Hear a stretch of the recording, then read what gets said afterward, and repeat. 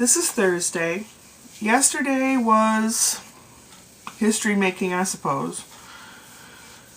Yesterday in Washington, they had the Republicans and Democrats in the Congress, Senate, House, whatever. I don't know who all was there.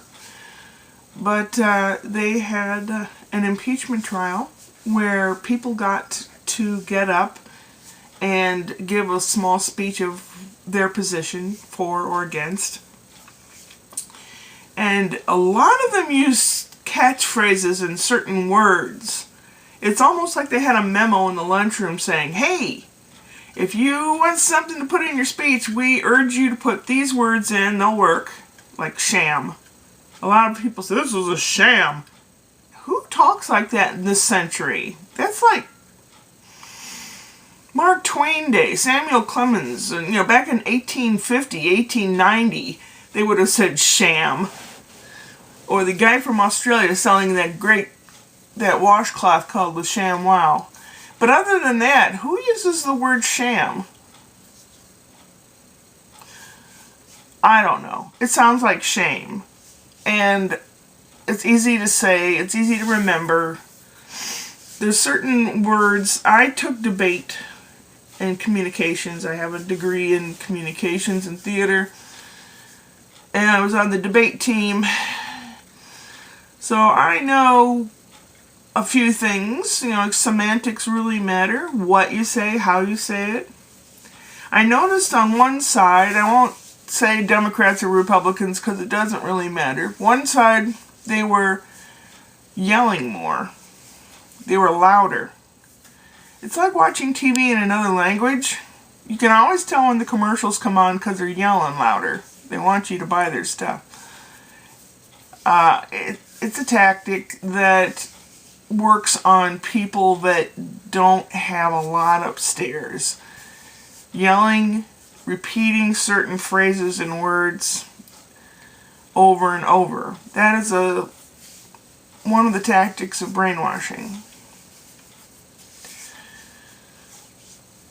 One fellow got up. He'd been in the Congress or whatever for 38 years, which to me, I don't know. I kind of believe in term limits, so that's a long time.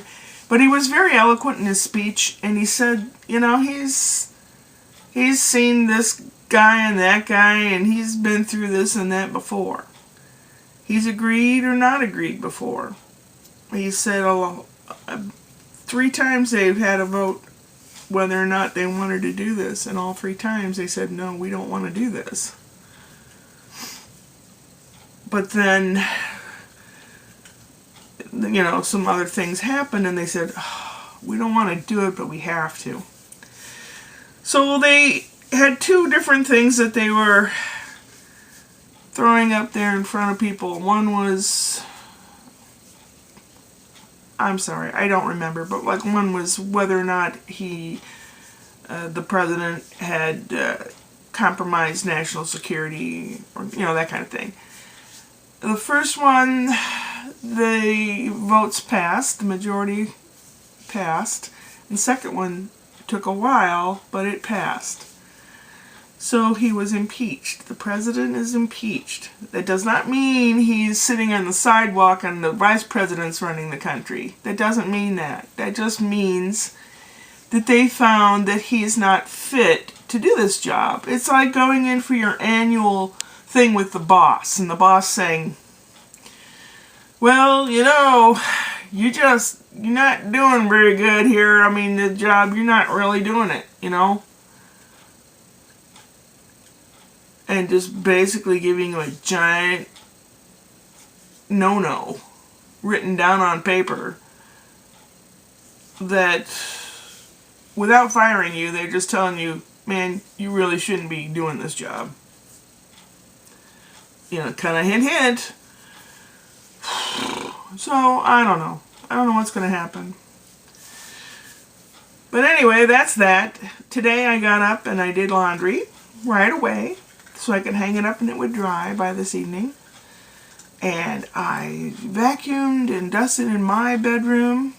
This is Brian's room that I've been sleeping in. Because it's quieter back here and the little TV back here. I don't have electricity in the front bedroom at all. It doesn't work. Or the bathroom.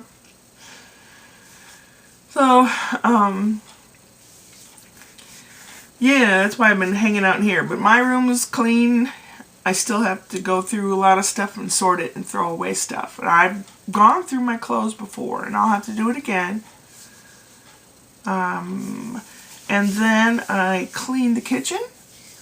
Did all the dishes, and I cleaned the kitchen and shook out the rug and swept and mopped the floor. And I even made some chocolate fudge. I'm finishing up the chili tonight. That'll be the end of the leftovers tonight. And I already have some things in mind for the next few days.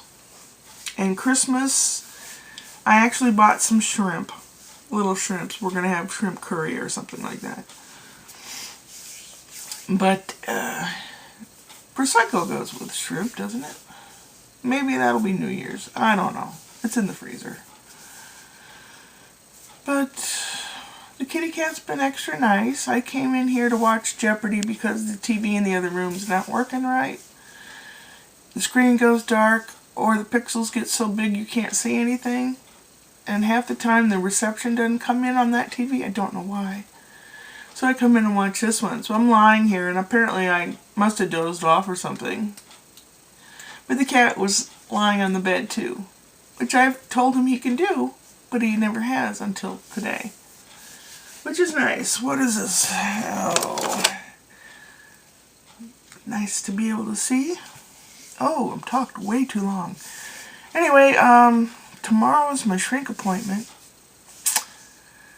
And, I don't know what else. Just keep plugging away around here. I do have the one dress from me almost complete. Except for the sleeves, it's done. I haven't tried it on yet or anything. If it fits me somewhat, I know exactly what I will do for Jennifer's dress. And I went to Goodwill or Salvation Army yesterday. And I found a curtain panel with the same color of pink that the little dragons on the fabric are. So I can't find the original fabric I got to make the blousey jacket top. So I'm going to make it from this curtain panel, which I washed already. And it ought to be really cool. Because it's going to be in January. It's going to be cold. And I think she might like it. Yeah, I hope it turns out. I hope it turns out. Tomorrow's vlog. I don't know what exactly will happen if I get going on that dress or whatever. I've been having sewing machine problems. It's always something, you know. But, yeah. We had the mailman come by today, but I didn't get anything. Nothing else. Nothing else. Upward and onward.